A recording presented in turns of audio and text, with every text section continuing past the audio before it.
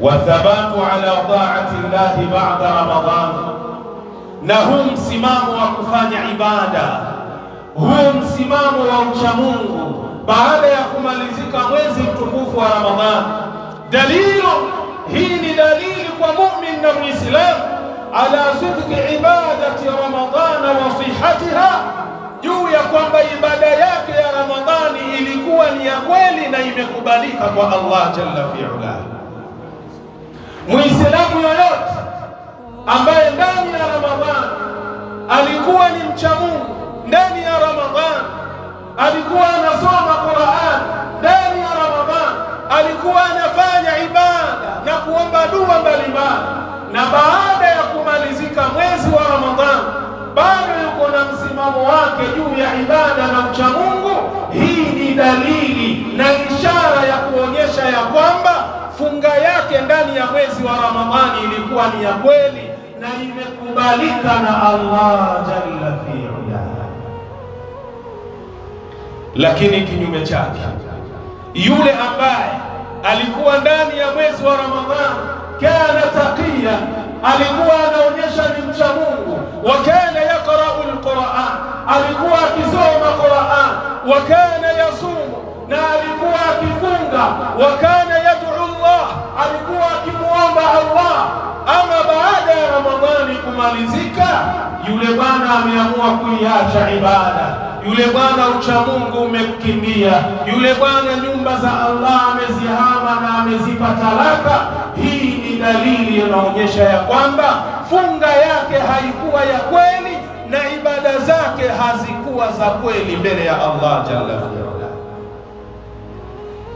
Ikhwata al-iman, ndugu zangu katika imani, wa inna ma ba'da Ramadhana la fatrata ikhtibarin wa imtihan, na hakika yale yaliyopo baada ya kumalizika Ramadhani ni kipindi ambacho cha mitihani na majaribu mbalimbali ya Allah jalla fi'ala.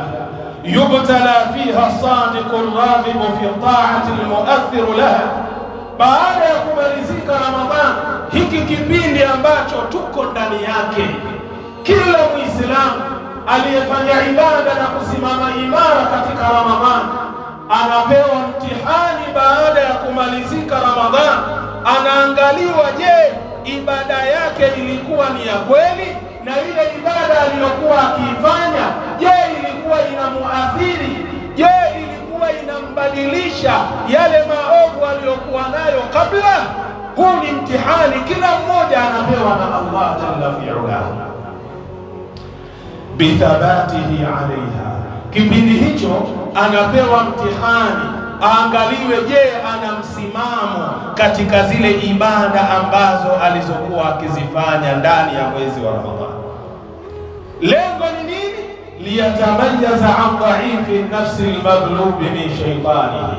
Inaangaliwa ile nafsi ambayo imeshindwa na yule ambaye kwamba ni shaytan. Inaangaliwa nafsi ambayo ni dhaifu shaytan, baada ya kumalizika Ramadhani ameweza kuiwahi na kuirudisha katika mikono yake. Hiki kipindi ni kigumu sana. Kwa sababu gani? Kumbuka, ndani ya mwezi wa Ramadhani Allah jalla fi'ala wale mashayatini aliweza kuwatia kwenye korokoro, aliwatia kwenye vizuizi ili akupe nafasi ya kuweza kumwabudu Allah jalla fi'ala. Ndiyo maana ndani ya Ramadhani ulikuwa makini, ulikuwa mtulivu katika kufanya ibada. Sasa baada ya kumalizika tu Ramadhani, wale mashayatini Allah jalla fi'ala amewaacha huru. Sasa kwenye hichi kipindi cha baada ya Ramadhani ni kipindi kizito ambacho kila Muislamu anapewa mtihani na Allah. Baada ya kufunguliwa mashayatini hawa, je, watapata nafasi kuweza kuzishinda zile nafsi ambazo ni dhaifu za Waislamu waliokuwa katika Ramadhani? Taban, hili jambo ni kweli. Leo angalieni misikiti, angalieni nyumba za Allah ambazo Ramadhani haijulikani Ijumaa wala siku ya kawaida, watu wanajaa ndani ya nyumba za Allah. Lakini leo angalia, baada ya Ramadhan, yaumul Jumaa, leo ukoje? Angalieni nyumba za Allah leo, angalieni salatul fajr ambayo ilikuwa msikiti unakaribia kujaa. Leo maal asafi shadid, wakati mwingine ni swafu moja au swafu na robo.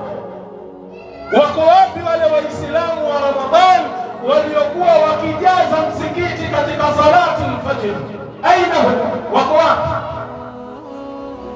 Wote wamewekwa kwenye kipindi cha majaribio ambayo sheitani anapambana kumrudisha kila mteja wake katika lile jambo lake aliloliacha kabla ya Ramadhani. Yule mzinifu anang'ang'ana sheitani amrudishe katika uzinifu. Yule mlevi sheitani anang'ang'ana, anapambana amrudishe kwenye ulevi. Yule ambaye alikuwa ni kibaka mtaani, anapora simu za watu, anachukua pesa za watu, sheitani anapambana naye amrudishe. Yule ambaye ndani ya Ramadhani aliweza kuacha jaba, akaacha huo mugokaa, mairungi, bangi, sigara, sheitani anapambana naye amrudishe kwenye laini yake. Sasa leo ukimwona Muislamu ambaye ndani ya Ramadhani alikuwa ameacha kula jaba, ameacha kula mairungi, ameacha kuvuta sigara, ameacha kunywa pombe, ameacha kuvuta bangi, lakini baada ya Ramadhani amerudi kama sio yule aliyeviacha ndani ya Ramadhani, fahamu ya kwamba huyo mtu tayari nafsi yake ilikuwa ni dhaifu na amefeli kwenye kipindi hiki cha majaribio.